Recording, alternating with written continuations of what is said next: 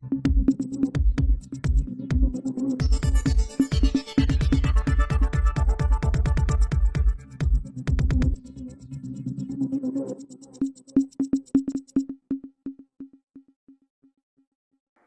MP Margani భరత్రాంపై ఆర్యవైశ్యులు ఆగ్రహం. కొలంలోకి రాజకీయాలను తీసుకురావద్దు అంటున్నారు. ఆర్యవైశ్య సమాజ నాయకుడు 23వ డివిజన్ ఇన్ఛార్జ్ ఎండమూరి దీపు మాట్లాడుతూ ఆర్యవైశ్యుల వ్యవహారాల్లో రాజకీయాలను తీసుకురావడాన్ని తీవ్రంగా ఖండిస్తున్నాము అని అన్నారు. YMVA అనేది ఆర్యవైశ్యులకు ఎంతో సెంటిమెంట్తో కూడిన అంశమని, సేవ చేసేందుకు ఏర్పాటు చేసిన దానిపై కూడా రాజకీయ కోణంలో చూడడం సరికాదన్నారు.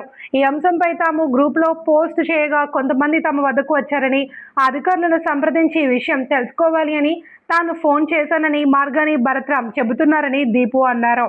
నిజంగా సమస్యపై తెలుసుకోవాలి అనే ఉద్దేశం ఉంటే సంఘ గౌరవాధ్యక్షుడు శివరామ సుబ్రహ్మణ్యాన్ని నేరుగా సంప్రదించి విషయం అడిగి తెలుసుకోవాల్సిందని ప్రశ్నించారు.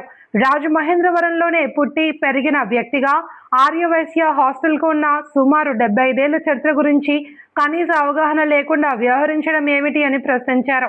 కుల రాజకీయాలు మానుకోండి, మా కులంలో జరిగే విషయాలను మేమే చూసుకోగలము, ఆర్యవైశ్యుల జోలికి వస్తే మాత్రం సహించేదే లేదు అని స్పష్టం చేశారు. ఆర్యవైశ్యులు, బ్రాహ్మణులు, జైనులు తదితర వర్గాల ప్రజలు గత ఎన్నికలలో తనకు ఎందుకు మద్దతు ఇవ్వలేదో మార్గాని భరత్రాం ఆలోచించుకోవాలన్నారు.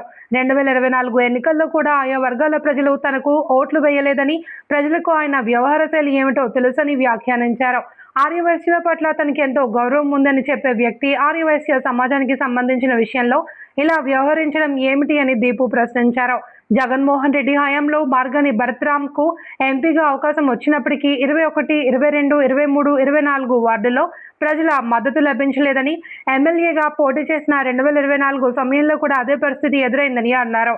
భరత్రాం ఎంపీగా ఉన్న సమయంలో ఆర్యవైశ్యుల్లో కొంతమందికి, ముఖ్యంగా ఓ ఆర్యవైశ్య వ్యక్తికి సతీమణికి చిన్న తిరుపతి డైరెక్టర్ పదవి ఇచ్చిన విషయాన్ని కూడా దీపు ప్రస్తావించారు.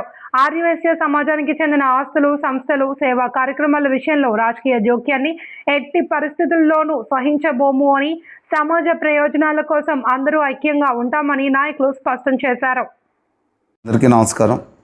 ఈరోజు మేము ముందుకు రావడానికి కారణం, మా కులంలో కూడా రాజకీయం తెస్తున్నాడని చెప్పి మార్గాని భరత్ని ఒకటే ఖండిస్తున్నాం. YMVA అనేది ఆర్యవైశ్యులు చాలా సెంటిమెంట్ అయిన ఇది, అలాంటి దాన్ని కూడా నువ్వు రాజకీయం చేస్తున్నావు. అది తెలిసి మేము గ్రూప్లో పోస్ట్ చేయడం జరిగింది.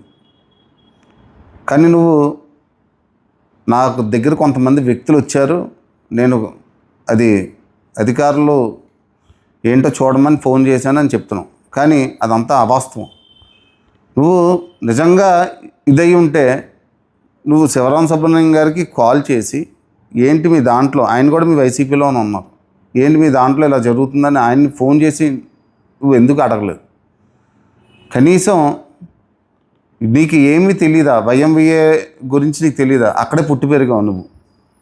అది 75 సంవత్సరాల చరిత్ర. కనీసం నీకు ఆ మాత్రం తెలీదా? ఈరోజు ఒకటే చెప్తున్నాను, నువ్వు కుల రాజకీయాలు మానుకో. మా కులంలో మేము చూసుకోగలం. ఆర్యవైశ్యులు జోలికి వస్తే మాత్రం సహించేది లేదు. ఎందుకని చెప్తున్నావు అంటే, కనీసం నీకు ఆర్యవైశ్యులు, బ్రాహ్మణులు, జైనులు అక్కడ ఉన్నారు, కనీసం నీకు ఓట్లు కూడా వేయలేదు. అలాగే 2024లో కూడా నీకు వేయలేదు. ఎందుకంటే నువ్వు ఎంత ప్రబుద్ధుడివో మాకు తెలుసు. ఇవాళ ఆర్యవైశ్యులు అంటే చాలా గౌరవం అని చెప్పావు. ఆ రోజు నువ్వు చేస్తుంది తప్పు అని చెప్పి శివరామ సుబ్రహ్మణ్యం గారు కోఆర్డినేటర్గా ఉంటే ఆయన వెంటనే తీయించేయడం జరిగింది. అలాగే ఇంకో విషయం ఏంటంటే, నువ్వు చంద్రబాబు నాయుడు గారిని ఎమ్మెల్సీ అడిగావు. ఆయన ఎంక్వైరీ చేస్తే కనీసం నువ్వు కార్పొరేటర్కి కూడా అనవసరం అని చెప్పి ఆ రోజు నిన్ను పక్కన పెట్టడం జరిగింది. అదే జగన్ గారు నిన్ను ఎంపీ సీట్ ఇచ్చి నిన్ను నగ్గించుకున్నారు. కానీ 21, 22, 23, 24 వార్డులో నీకు కనీసం ఓట్లు వేయలేదు. అప్పుడు కూడా నువ్వు ఎంపీగా ఉన్నప్పుడు వేయలేదు, ఎమ్మెల్యేగా పోటీ చేసినప్పుడు కూడా వేయలేదు. చిన్న విషయం ఏంటంటే, సరే నీకు జగన్మోహన్ రెడ్డి గారు రక్తం పోసుకుంటే జగన్మోహన్ రెడ్డి గారు వస్తారని చెప్పు. నువ్వు ఎంపీగా ఉన్నప్పుడు ఇదే ఆర్యవైశ్యులైన కొంతమందికి, ఇదే ఆర్యవైశ్యులు ఒకరికి నువ్వు ఎంపీగా ఉన్నప్పుడు ద్వారకా తిరుమల డైరెక్టర్ ఇచ్చావు. మళ్ళీ వీళ్ళనే నువ్వు ఒకరోజు ఒక ఎంపీ గారి కారు ఎక్కి నువ్వే డ్రైవ్ చేసుకుంటూ వీళ్ళని బీజేపీలో జాయిన్ చేసుకోండి అని నువ్వు చెప్పలేదా?